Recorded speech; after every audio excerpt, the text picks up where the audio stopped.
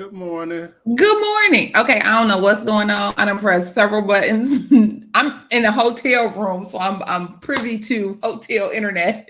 Oh, okay. So I done pressed buttons, nothing, no intro, no. I ain't gonna even get to play my organ for the daggone church announcements. I feel some kind of way. But anyway, how are you? I'm doing okay. Okay. So yeah, we're gonna be a little janky today, but we got some good tea. I feel some kind of way because the tea is good today. Ooh, it's good. Good. It's good. It's good. Good. Okay. I don't know. Okay, well let's get started. All right. We won't. Oh wait, I'm a little early. I guess I got 2 Oh, minutes. Look, I'm jumping in. And hopefully you're not frozen. You frozen on my end, but hopefully you won't be frozen on the real end. But I can hear you. I hear you fine. okay. I'm like, tag on it. And I brought my little internet thing. I don't know. I'm here in Naptown. I'm at the um, Indianapolis Black Expo. Oh, okay. I came up for the free concert last night. Oh, okay. So we saw who was there. Stephanie Mills, she did an outstanding job. Okay. Elder Barge was there. They too were having some technical difficulties. And let me tell you how professional Mr. Elder Barge was. He was like, you know what, y'all can have all the technical difficulties y'all need. I know how to play a piano. He sat down at the piano and sang his heart out. I said, you better work it. All right. I said, that's how you do it. So that's how we gonna do it. We just gonna talk. Who else was there? Howard Hewitt, he opened, then Elder Barge, then Stephanie Mills. And then we had to wait a long time. I don't know why, but we had to wait a long time for the OJs. So they did their farewell leg final tour thing. And I have mixed feelings. I was glad I got to see them, but I have mixed feelings. I'm glad it's their final leg because I don't think do have it in him anymore. His voice was it was like we saw Frankie Beverly one year, I think after his cancer scare or whatever, and even though he could dance and he could, he still had the moves, his voice wasn't right. And Right. I felt the same thing with I can't think of his name. Levert. Eddie Levert. Eddie. Like he came out, he did the one song, he said that he knew all the songs he did well. It's just something was going on with his voice. But he stayed out there, he performed. They looked good. They had the red dancers and they had the whole thing. They looked really good, but I felt some kind of way. But he has a very distinct voice. Yes. So I was excited to see him. I was happy to see him. They were one of the primary reasons why I came to see them. Because I think when he came to Cincinnati, he was at the Jazz Festival, and I still call it the Jazz Festival. It's something else. It's called something else now. But he had COVID, and so he didn't come. But yeah. Okay. Good.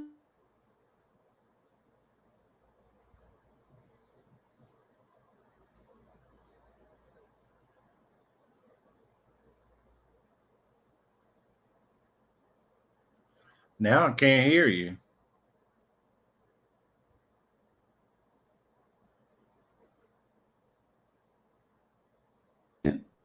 Okay. I was muted, but now I don't see anything. What is happening?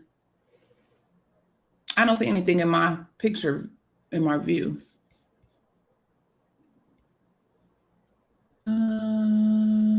Brands. Okay, I know that. It didn't play the video clip. We got that. Let's see. Come back. No? Okay, we just gonna have technical difficulties all day. Look, this is gonna be a podcast for real, for real. For real, for real. It says I'm connected. Okay, I don't know. Well, anyway, welcome to the Saturday morning tea, where we discuss health information, news, certification tips. Okay, now her thing came up. I don't understand. I feel like I'm being punked. It is what it is at this point. Look, see, I talked about Eddie Laverne. He's getting me. So we talk about health information, news, information, education, certification tips, entrepreneurship, the revenue cycle at large, all of the things, the weather, this janky internet at this hotel I'm at, which is my favorite hotel, but I don't know what's going on. But anyway, all of the things. Don't forget as you come in to hit the thumbs up or like button. And I am still on a mission for 10,000 subscribers. So if you would consider subscribing to the channel, I would appreciate it. I am Clarice Warner, the girl with the pearls, the founder and senior education director of the Professional Reimbursement Network, LLC, where coding education is key.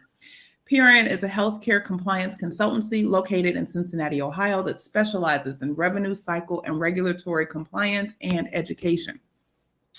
I cannot play the ad, so I don't even need to ask you about whether or not you know what it takes to be a certified marketable medical coder.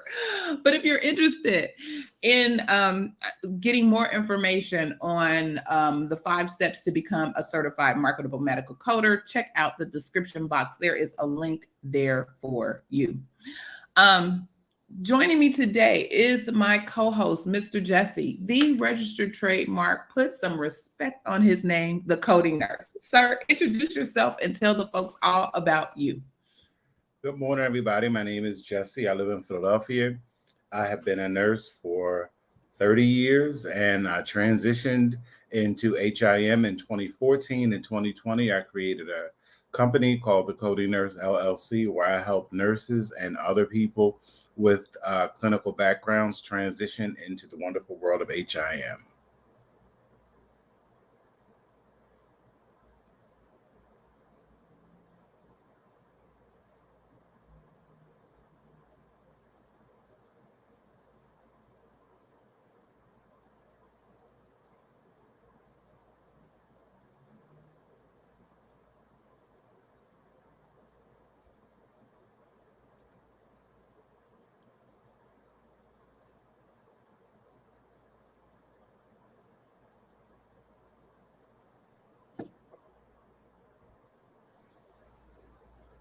Okay, I think it's letting me try it again. I don't know. You can hear me now? I can hear you. Okay, I don't see you though. I added you.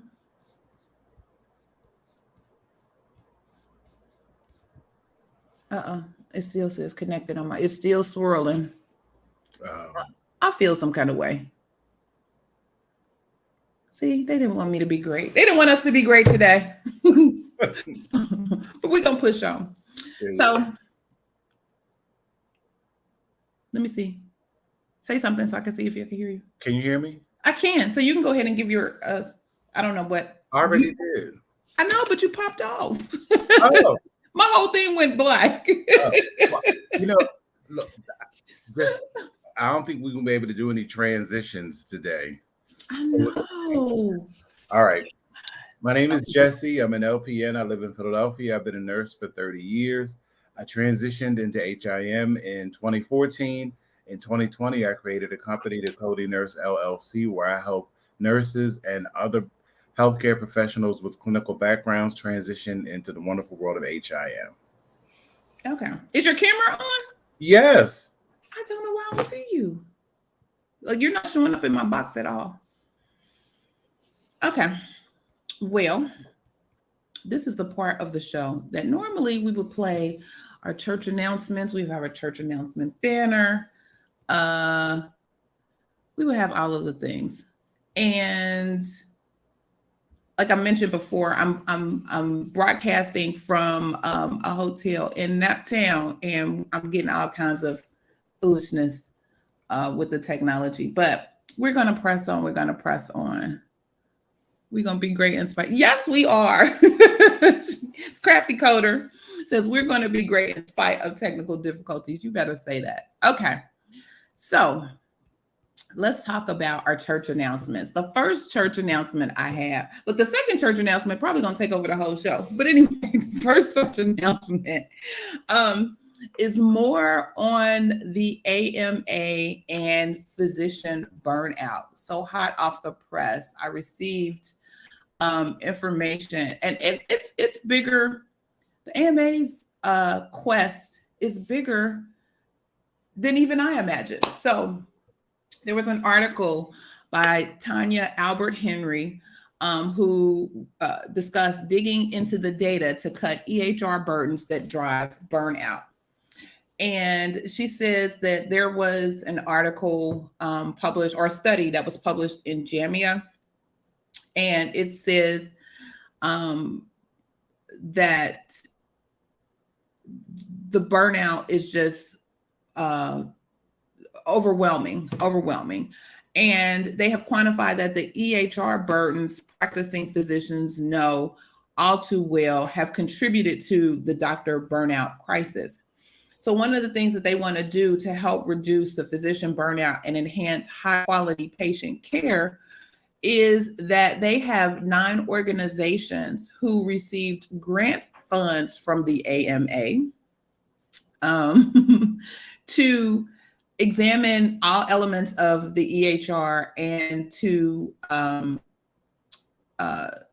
discover ways to improve workflow, teamwork, and resource allocation at the practice level. So the AMA has awarded, well, they had the Electronic Health Record Use Research Grant Program that they've actually had in place since 2019 to kind of identify patterns in EHR use that may detract from patient care. So the AMA has awarded more than $2 million in grants to 26 organizations over the years to study a variety of EHR use topics. And it's the Christine Sinsky, Dr. Christine Sinsky, the AMA's Vice President of Professional Satisfaction, says burdensome EHR systems are a leading contributing factor in the physician burnout crisis and demand urgent action. The research supported by the AMA grant program builds the evidence base to help change EHR technology into an asset to medical care and not a demoralizing burden. So the 2023 grant recipients are Alliance Chicago, Brigham and Women's Hospital, MedStar, Stanford University School of Medicine, University of California, San Francisco, University of Colorado School of Medicine, University of Wisconsin in Madison, Wake Forest University School of Medicine, and Yale University School of Medicine. And so also among other EHR use topics, these researchers at these organizations will also explore the prevalence and the facilitators of relational continuity among patients, physicians, and care teams in primary care. Look at factors that influence the amount of time spent using an EHR and the impact of inbox messages on EHR burden in the primary care setting. Study primary care physician EHR inbox prioritization. Examine the relationships between team stability and inbox message frequency and whether higher text message interruptions during order entry is associated with increased order entry errors. Assess the impact e-visit billing has on clinician EHR inbox time, EHR work after scheduled hours, and the overall EHR burden. Evaluate the association between team support for medication orders and physician time spent on order entry and time on inbox in primary care. Assess primary care physician time spent in the EHR during paid time off. And examine physician retention, clinical productivity, and patterns of EHR use in the emergency department. And so the EHR Use Research Grant Program allows the AMA to work with researchers who are leading efforts to expand insight into EHR systems and measure the technology's capacity to support or undermine the delivery of efficient and effective clinical work. That was a quote from Dr. Sinsky. Yes. Let's see, it says the AMA also recognizes that EHR use data will only get more robust as vendors adopt new and better data collection and as health systems learn to maximize the potential of the data that is available. The grant program is helping the field of study continue to grow. So yes, they said highlights of the previously published findings from research funded by the AMA include physicians in outpatient ambulatory care receive more messages from patients through the EHR system than prior to the start of the COVID-19 pandemic. Physicians using virtual scribe services experience improvements in their EHR documentation, time, and quality. Women physicians spend more time on the EHR overall, after hours, and on EHR-based documentation than male physicians. And the volume of EHR use can be tracked and used to predict physician departure from practice. So yeah, that's what's happening over there at the AMA, discussing or using data and all the research that they're going to gather around physician. Oh, there you go, around physician burnout. Well, I just Look at your face. I just wanted to say, you know why University of Wisconsin and Madison got a grant? Because that's right in the same neighborhood as Epic's headquarters. Ah, interesting. See, look at T. T just being spilled. I got T. T's being spilled. You said Madison. I'm at University of Wisconsin, Madison. I'm like, well, I know Epic is in Wisconsin. So I did a quick little Google while you were talking. And it's only the headquarters is only 17 minutes from the college. So there you have it. Interesting. So I'm sure they will. Interesting. So I'm sure folks will be glued to the results of this data, this research. It didn't say. Crafty Coder asked, how did they pick the recipients? It did not say in that article. I'm just gonna, and that's what I was just. That was my point, Crafty Coder. I see why University of Wisconsin and Madison got the money, because they're going to be in collaboration with Epic. Trust me. Well, where are the other, like Cerner and where are the? See that now that I don't know about Cerner, but when I heard Wisconsin, because Epic they rule inpatient. Yes. So. Yes, they do. They do. So that was my church announcement. Our other church announcement comes from our On the Street correspondent, the Crafty Coder. Good morning, Vicky. How are you? We are having technical challenges, so please bear with us. So our On the Street correspondent, the Crafty Coder, brought to our attention the Kaiser Permanente key tam suit and all the tea surrounding CDI in the suit. I don't even know if I'm gonna be able to share the screen. Oh my God. I wouldn't try. Okay. So if you want to get information, I'll add the links. I'll add the PDF to the good morning everybody. I'll add the PDF in the description box if you want to see the link, because they actually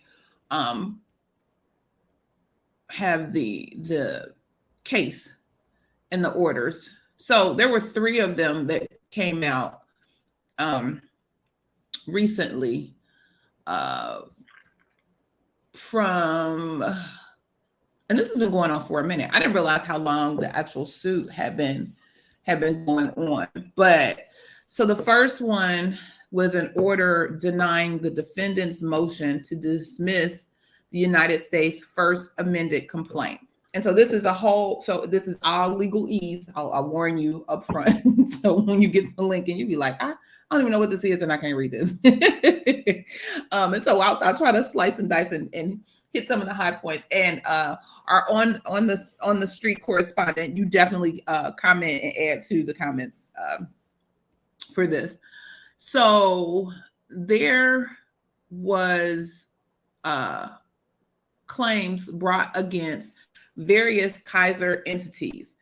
Y'all know Kaiser is a huge conglomerate, and I think at one point they were suing all of them. So the California Health Plan, physician medical groups, the Kaiser Foundation Health Plan, the Permanente Medical Group, the Southern California Medical Group, the Colorado Health Plan, and its related physician medical group.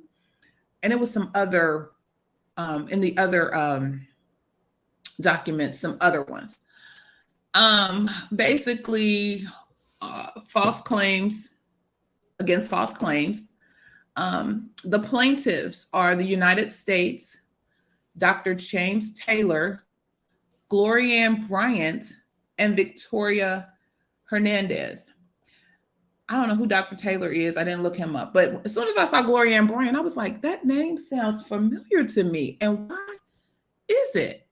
Well, Glorianne Bryant has been, according to her LinkedIn profile, she's been the most sought after, one of the most published subject matter experts on coding, reimbursement, and ICD-10. And she's a sought after lecturer, author, and voice for HIM.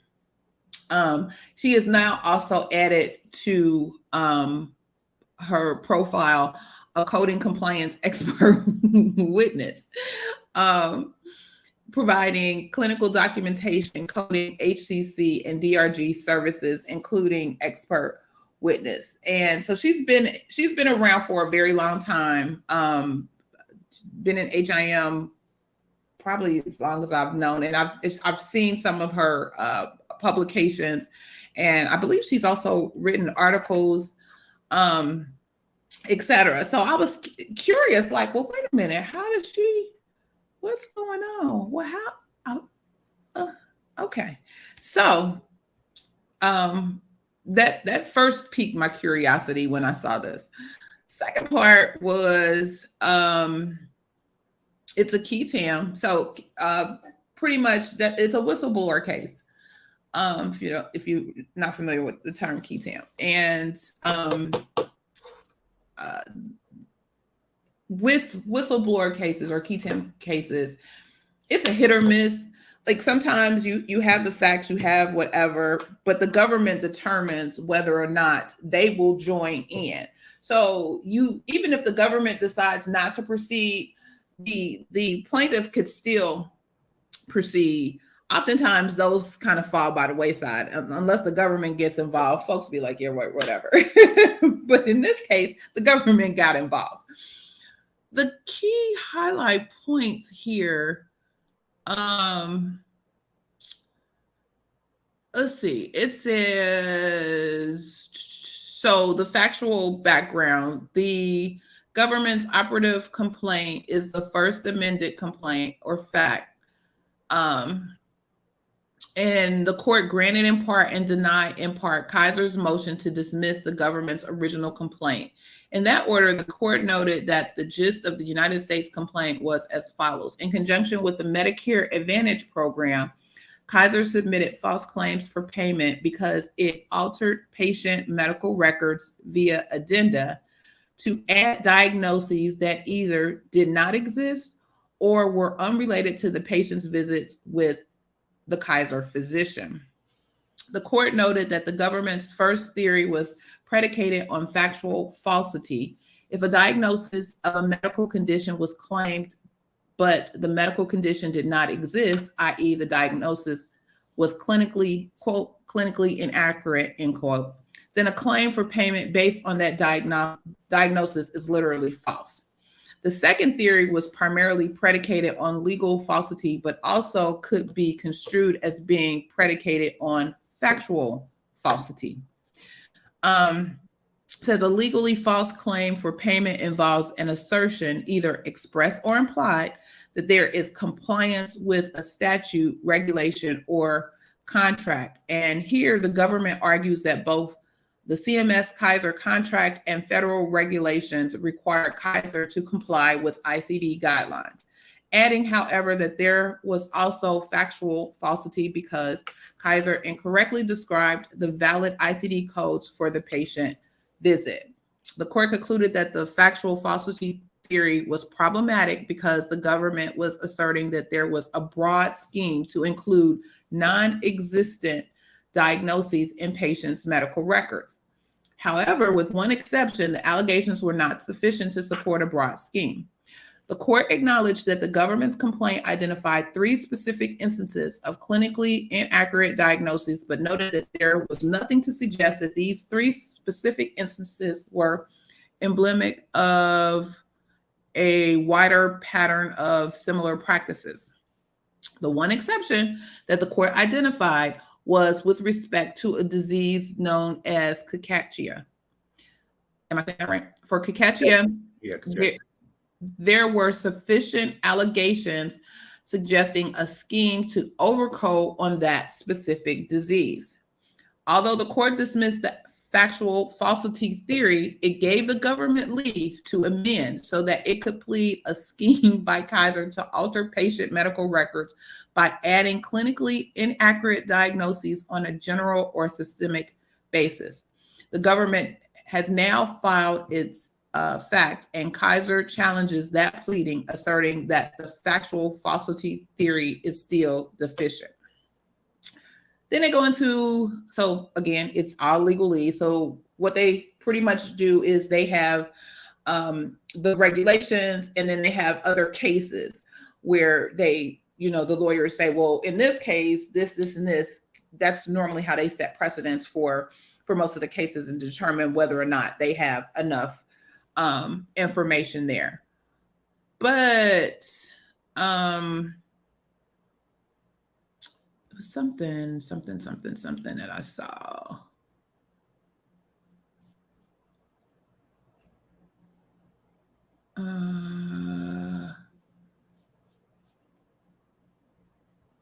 Okay, so the falsity contradiction says, as an initial matter, Kaiser argues that the government has failed to plead falsity because the government no longer alleges that Kaiser diagnosed medical conditions that patients did not actually have, and instead simply alleges that the diagnoses were quote, contradicted by the patient's medical record. According to Kaiser, these theories are distinct. When a member does not have the diagnosed medical condition, the associated diagnosis code is false on its face, regardless of what the medical record shows. Even if the diagnosis does not contradict any information in the medical record, it is still false because the member does not have the medical condition described by the diagnosis. Conversely, a contradiction between the diagnosis and the information in the medical record does not on its own establish falsity. Where the medical record contradicts the diagnosis, the contradiction would suggest any number of innocuous things. For example, there may have been a change in medical circumstances or a simple typographical error in the record. Indeed, contradictory information in the medical record may be the best reason to query a healthcare provider to clarify which of the contradictory indicators should be credited for purposes of diagnosis coding. It was something else. Kaiser maintains a contradiction in the medical record does not necessarily mean that the diagnosed condition did not exist. The question is whether it is plausible that the diagnosed condition did not exist. If the medical record does not support a condition, then it is reasonable to infer that the condition did not exist. Kaiser suggests that it is only possible, not plausible, that a diagnosis did not exist if there is a contradiction in the medical record. There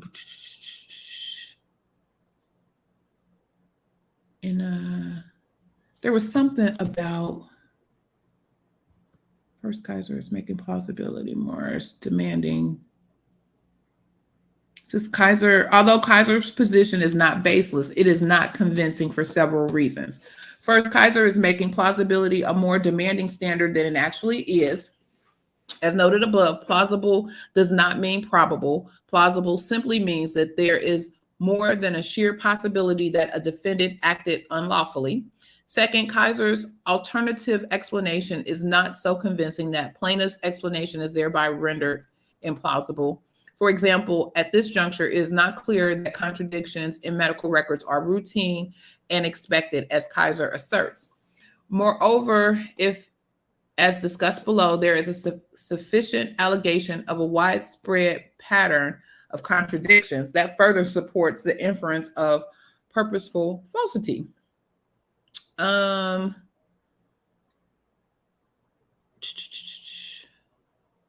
Kaiser argues that even if the court is not persuaded by its arguments above, there is another reason why the court should reject the government's claim of factual falsity, specifically because the government has failed to plead facts supporting a systemic scheme by thousands of healthcare providers to falsely diagnose their patients with medical conditions that do not actually exist. The court does not agree.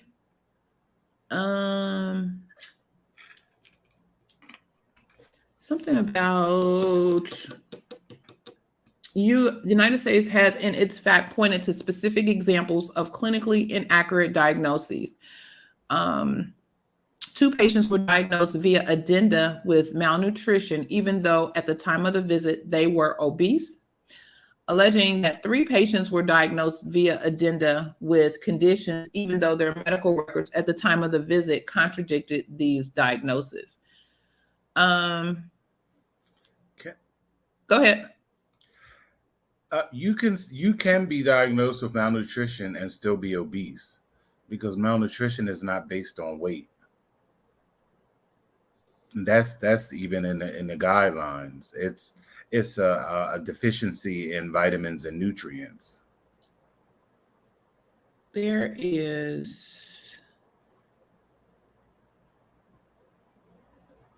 was something, I can't find it. There was something, it spoke specifically to like CDI and the practice of CDI.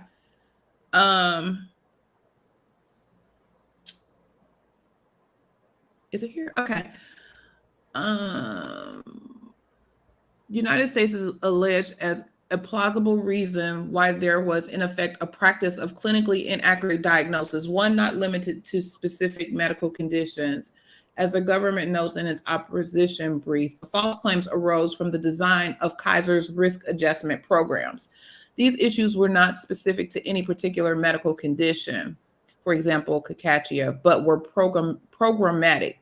By design, Kaiser's risk adjustment programs, example, data mining and chart review, generated voluminous queries to physicians after visits, but the programs would often fail to account for what actually occurred at the visit, ignoring both whether the condition had any relevance to the visit and contradictory information in a patient's medical record showing the patient did not have the condition. Consequently, even if the medical record for the visit contradicted the existence of the condition, Kaiser would still regularly query the physician after a visit to create an addendum to add the diagnosis. So Kaiser's Refresh program provides the clearest example of how there was effectively a practice of submitting clinically inaccurate diagnoses. Under the Refresh program, Kaiser created algorithms that mined patients' electronic medical records for any diagnosis that had been made in any setting during the past several, typically 3 years. If a physician failed to re-diagnose these conditions at a patient visit, Kaiser would send a query to the physician about those diagnoses and systemically pressure the physician to add the diagnosis via addenda, end quote. But this approach disregarded the fact that an old diagnosis, precisely because it was old, might no longer accurate. I think that's written wrong. But for example, the medical condition diagnosed several years earlier could have resolved, or at least the medical condition was now a historical condition instead of an active one. The patient visit, therefore, could have, quote, clinical indicators contradicting the actual existence of the condition, end quote, that was diagnosed years earlier. But even so, Kaiser will still send query the doctor about the old diagnosis and pressure the doctor to add the diagnosis via an addendum. Kaiser generated these lists of missed opportunities without accounting for contradictory information in the medical record of the visit, alleging that clinically inaccurate diagnosing was an inevitable result of Kaiser's flawed programs, given the way that diagnoses were generated and the pressure on physicians to add them. Kaiser argues that the refresh program allegations do not demonstrate falsity because, as alleged, all that Kaiser did was send queries to doctor. It was then up to the doctors to use their independent judgment to determine whether the old diagnosis should be, quote unquote, quote, refreshed, end quote. So even if this court accepts the defendant sent healthcare providers queries that had incomplete or inaccurate information to show a widespread scheme based on those purportedly flawed queries, the United States must also allege with specific facts a widespread failure by thousands of healthcare providers to exercise their professional judgment, adequately review members' medical records, or diagnose medical conditions that they knew their patients did not have. While Kaiser's position is not entirely without basis, the government has not relied solely on the fact that queries were sent to doctors. Rather, the government has alleged that doctors were pressured to add the old diagnosis. This pressure took various forms. For example, doctors were subjected to multiple queries, were required to justify their refusals to add old diagnosis, and were offered financial incentives, both positive and negative, to generate addenda. To the extent Kaiser suggests it is implausible that doctors would succumb to such pressure, arguing that the government has lodged a serious charge of misconduct against defendants and further called into question the professional conduct of thousands of healthcare providers who work for defendants and who actually recorded these challenge diagnoses in the member's medical record. There is enough here to give rise to a reasonable and plausible inference that the pressure had effect. This is especially true given that under the refresh program, doctors were being asked to diagnose conditions that had in fact been previously diagnosed, i.e. this was not a situation in which diagnoses were being made up out of whole cloth. Hence, it took less than a stretch to succumb to pressure from Kaiser. And it goes on and on and on. So then the summary, and there was a couple other things in here too. Like I said, we could be here all day on this. First, if you know me, you know I love reading the law stuff. But the summary was, let me get to it. The conclusion was,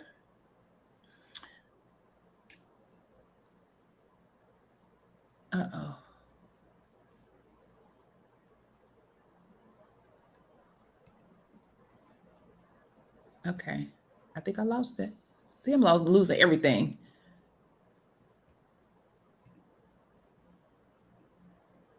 Okay. The conclusion was, the court grants in part and denies in part the motion to dismiss the Realtors SAC. Realtors have sufficiently pled a False Claims Act claim with respect to the ACA program to the extent predicated on the medical conditions of vent dependence and malnutrition. Yeah, they talked about vent dependence in here as well. Realtors have also sufficiently pled wrongdoing by the Kaiser entities in California and Northwest, but not the other regions. In addition, realtors have sufficiently pled bilateral conspiracy, but not an overarching conspiracy involving all Kaiser entities. So realtors have leave to amend their pleading to the extent that they can, in good faith, allege a broad scheme to defraud not tied to any specific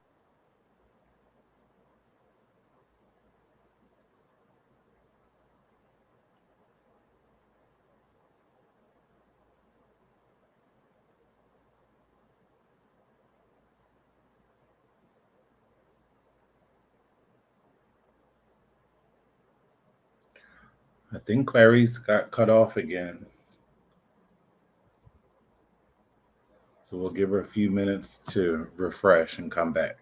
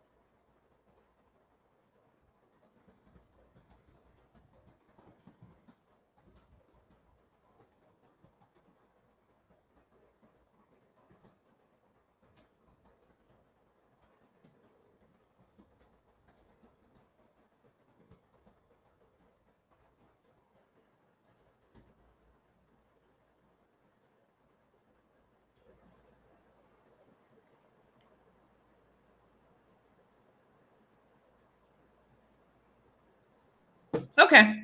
I don't know where I left off, but in the event, they just went in on a whole CDI program. Any thoughts on that? If y'all got had a chance to read? Well, I just want to say, I believe the government's assertion 10,000%. I know. Well, I really can't say any. Our meeting after the meeting is going to be epic. I really can't. I can't say anything, but I believe the government's assertion, and I believe what the physicians are saying. Yeah, so Lee Love 35, were their coder affected by the lawsuit? There was a retaliation. There was that was the one piece. There was another piece about retaliation from, I don't know if the person was a coder, CDI. Wait a minute, let me see. Taylor, Dr. Taylor.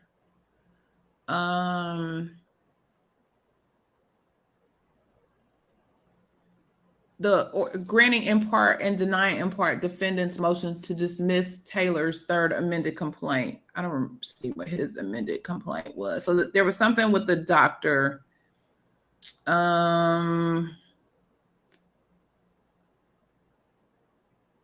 He had three theories: an internal provider theory, an external provider theory, and a natural learning process, true positive theory.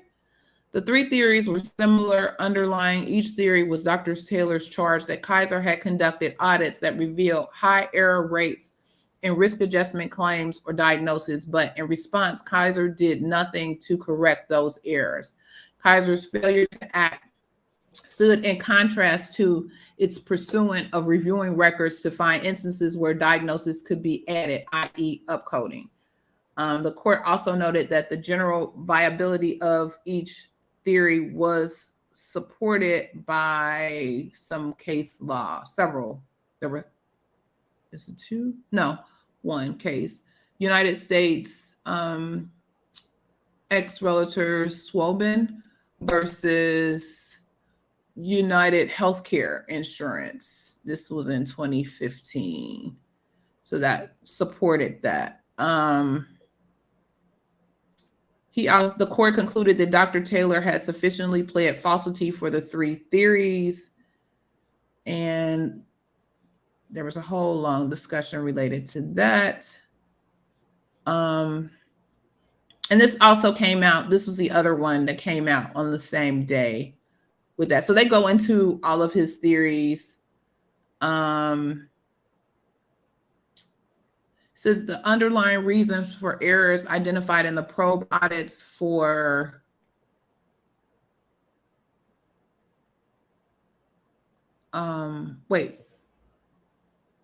there's one wrinkle of which the court takes note. Although not entirely clear, Dr. Taylor seems to claim errors beyond diagnosis that were not supported by the medical record and diagnoses that were not made in compliance with ICD guidelines. He alleges the underlying reasons for the errors identified in the probe audits for the Colorado region were varied, but all involved failure to comply with material CMS and or ICD requirements. As explained in the following paragraphs, the Kaiser Colorado internal audits identified the following categories of materially improper coding: diagnoses not properly supported in the medical record, diagnoses that did not affect patient care or treatment, diagnoses of conditions that were resolved, such as coding history of a cancer, a diagnosis that does not appear in CMS's HCC model as active cancer, a diagnosis for which risk assessment payments were made, and diagnosis based off the probabilistic language in the medical record. For example, a beneficiary possibly having a condition. So the conclusion: for the foregoing reasons, the court grants in part and denies in part the motion to dismiss Dr. Taylor's TAC. It says KFHP is dismissed from the case. Kaiser, I don't know what KF, I have to go back and see what the acronym is for. Dr. Taylor may proceed with his case as it is essentially aligned with the government's case, but not the extent he alleges in conclusory terms, coding errors not of the type alleged by the government. Because the court is allowing Dr. Taylor's case to proceed, it orders Kaiser to file an answer to Dr. Taylor's pleading within 45 days.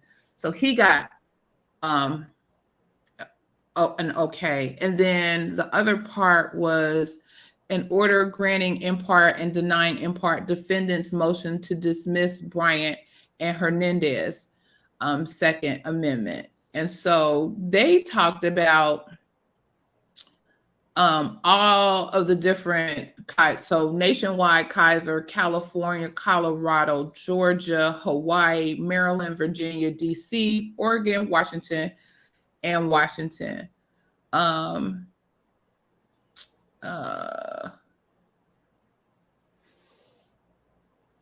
They talked all about what's considered false claims. Again, some of the falsity information and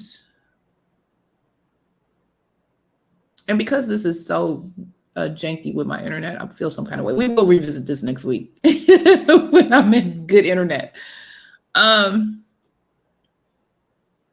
They talked about the risk adjustment program is intended to provide increased payments to health insurance issuers that attract higher risk populations. So they go into detail about the whole risk adjustment. They talk about the query. They said Kaiser engaged in a systemic fraud, discussing in particular the following medical conditions: aortic atherosclerosis, vent dependence, malnutrition, arrhythmia, and major depression. So they've added some more stuff in there. I'm trying to get to the conclusion of theirs.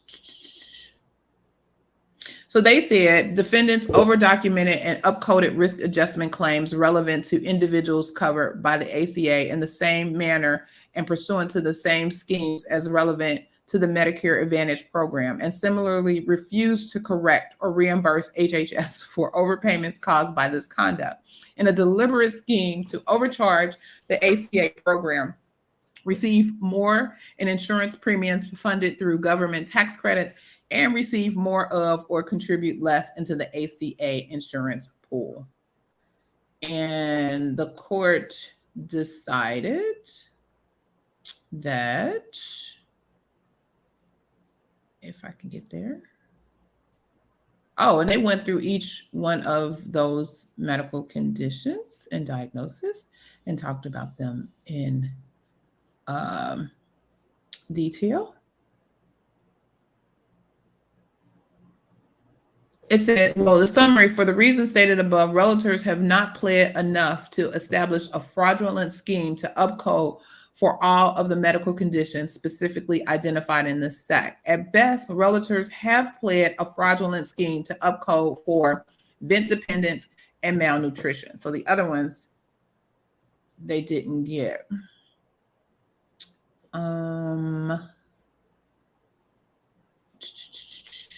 Where are the findings? Findings. This is like a soap opera. I love it. Oh, I'm like, okay. Lumping. It's a whole bunch of stuff in here. Wait a minute. I'm trying to get to the summary. Then throw in AHIMA standards of ethical coding, guidelines for achieving a compliant query practice, managing a effective query process, practice brief. Oh, they threw it all in there.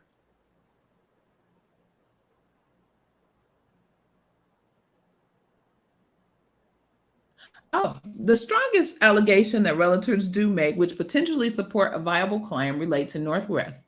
Realtors allege that the Northwest Medical Group created leading, quote, CDI query templates, end quote, alleging that leading queries are forbidden by third-party AHIMAs, and that's when they put all of those different things in there.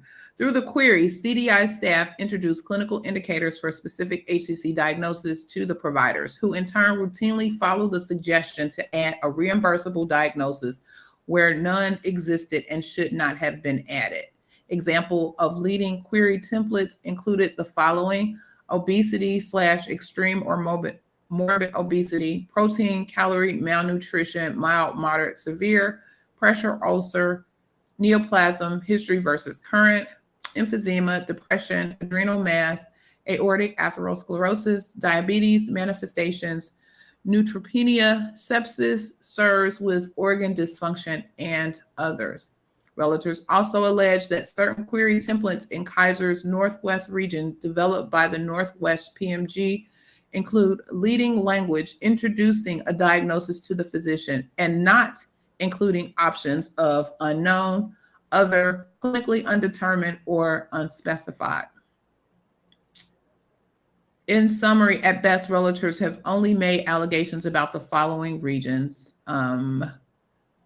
other than Northern California, Southern California, Northwest, and Colorado.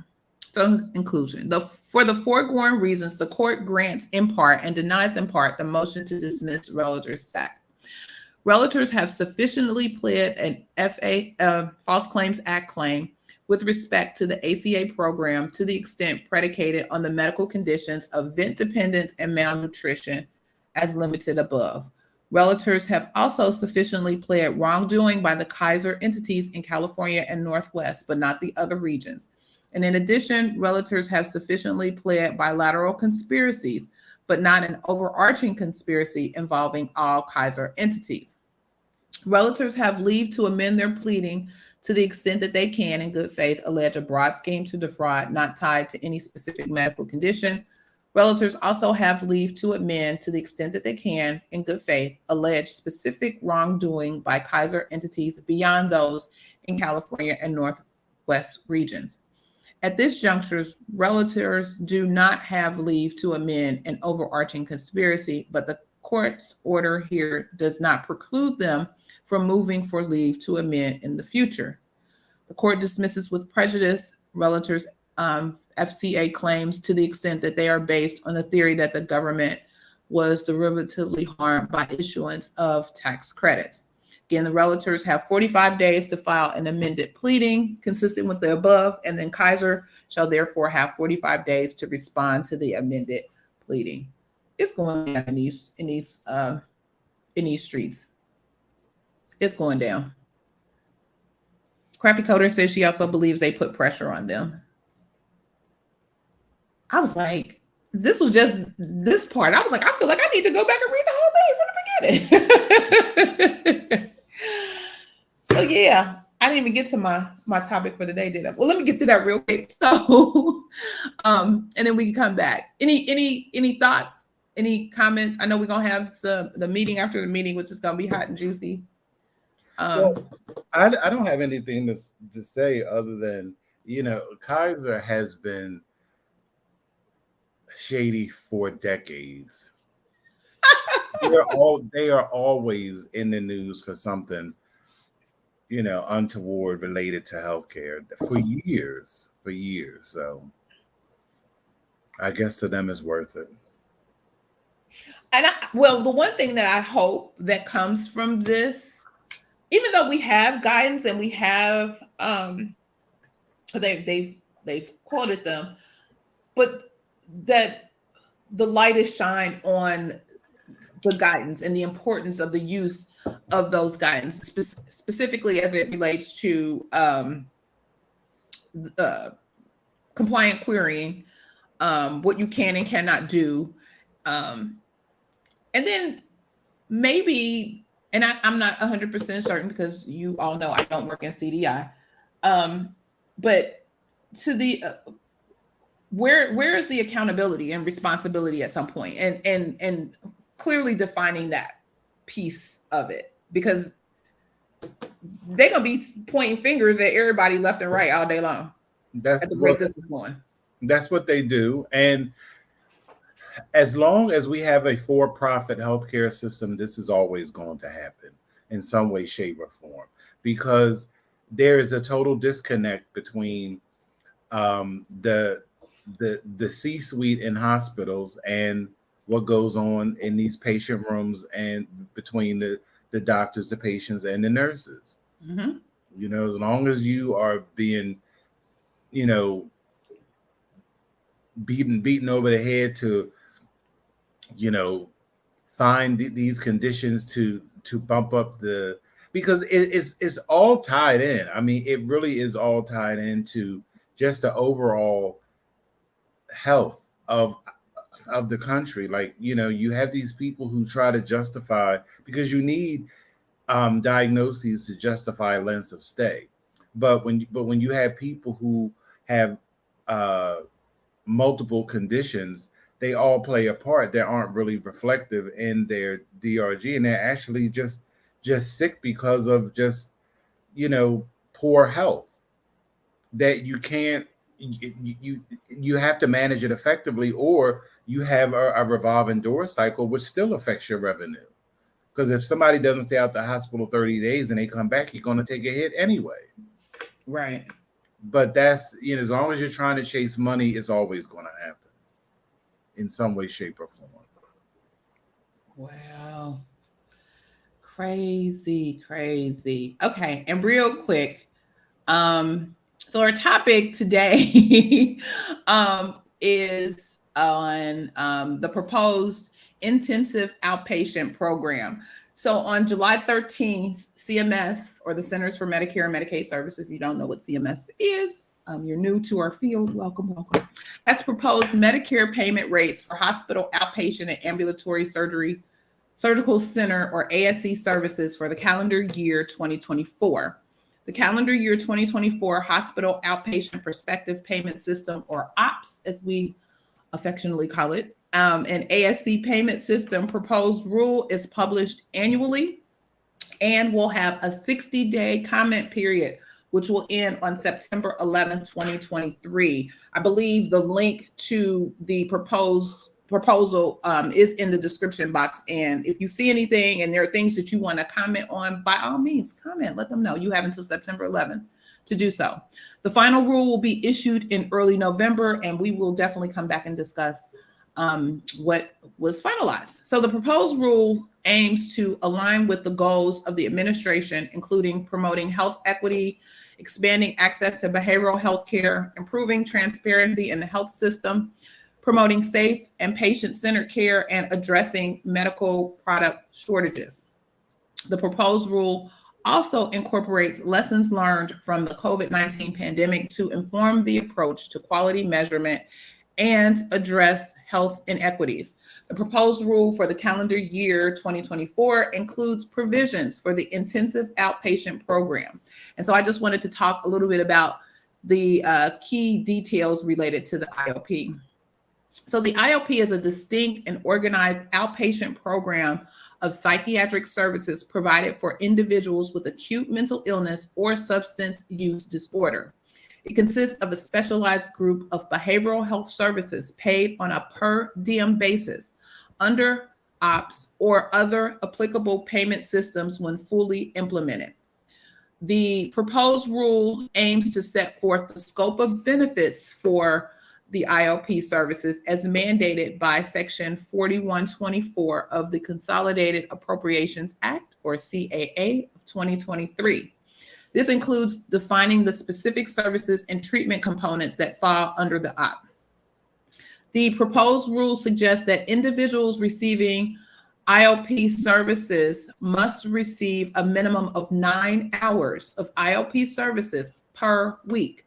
The determination of service frequency must occur no less frequently than every other month. CMS is also proposing to establish 2 IOP ambulatory payment classifications, or APCs, for each provider type. One APC would be for IOP services with 3 services per day, and the other would be for IOP services with a higher intensity requiring 4 or more services per day. Coverage for rural health centers and federally qualified health centers.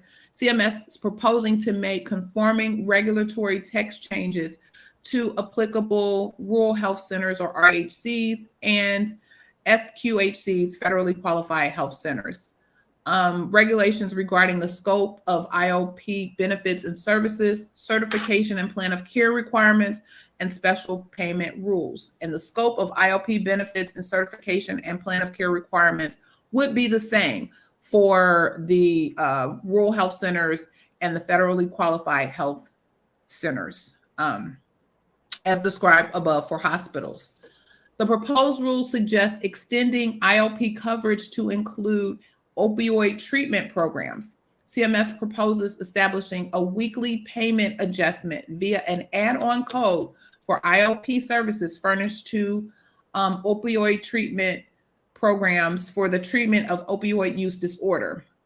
This definition of opioid use disorder treatment services would also be revised to include OTPs. And CMS believes that payment for the IOP services provided by OTPs would improve continuity of care between different treatment settings and levels of care. It aims to expand access to treatment for Medicare beneficiaries with an opioid use disorder and further promote health equity for racial and ethnic populations. So yeah, that's what's going on there. Again, that's part of the proposed rule. Just wanted to pick out that. I think there was also some information regarding telehealth services here. Not only was OPS released, but the physician fee schedule was also released as well. So if especially if you're into the whole compliance realm of the world, and want to get more information, I will do a couple of videos like I normally do every year on the proposed rules and the final rules. But just wanted to give you a heads up that that information is out. And of course, you can read it for yourself. Mr. Jesse, did you have any comments on these? No. Outpatient. Like, this is all outpatient stuff. This means nothing to me. Well, you know, y'all stuff is already done. The inpatient stuff is already done. Okay. Oh, and I did it at 10 o'clock. So like I said, I'm so sorry. Let me apologize in advance for the technical challenges we were having today. I am offsite. I am in Naptown at the Indie Black Expo this weekend, but I didn't want to not come on and not share the information with you because it was a lot of tea. We will definitely revisit. I'm going to pull a couple of the other things and to find out whether there were any coders affected specifically in this lawsuit. So I'm going to go back and do some further digging. And so we will talk about this. This may be the whole topic for next week because yeah, there was tea spilled all over it. I don't know if y'all saw it or caught it, but shots were fired. Shots were fired. And I'm curious as what the impact of this would be specifically to CDI programs in the future. So yeah, good stuff. Well, thank you all for joining the Saturday morning tea. Or if you're checking out the replay, I probably have to I'm gonna have to work. I'm gonna have to do a whole bunch of editing for this one. With the replay. Was the tea spilled today? Was the tea spilled? Some productive tea was spilled today. Thank you. If this information was valuable for you, help us share this message with others by sharing the video, subscribing to the channel. Please hit that subscribe button. I'm trying to make my 10,000 subscriber goal by the end of the year. Be sure to follow us for more information on all things health information, compliance, revenue cycle, and medical coding. And as you leave, don't forget to hit the thumbs up or like button for today's video. Also, check out the Coding Nurse channel on YouTube, where he drops gems on top of gems on top of gems for those clinical people who are also interested in health information careers. Mr. Jesse, do you have any final words or any final thoughts that you want to share with the audience abroad before I get kicked out? No, just as always, the tea was definitely spilled. That's what we do around here. And I just want everybody to have a great weekend and great week. Yes, have a great week. Stay safe, everybody. I know there's their heat advisory. Please make sure you stay hydrated. Even if you don't feel like drinking water or you don't like water, please take some water with you everywhere you go. Water. Stay hydrated or stay inside. I know that everybody's outside because we've been inside for so long, but just make sure you stay hydrated and check on your elderly. Check on your elderly and the babies. Make sure that they got what they need as far as hydration and air and all of the things. So check on our people, everybody. Let's check on somebody. This has been a great session today. Thank you all for joining. And remember, I don't even have the outro. Remember, be safe, be kind, and don't wish for it, work for it. Until next time, take care. Have a good weekend.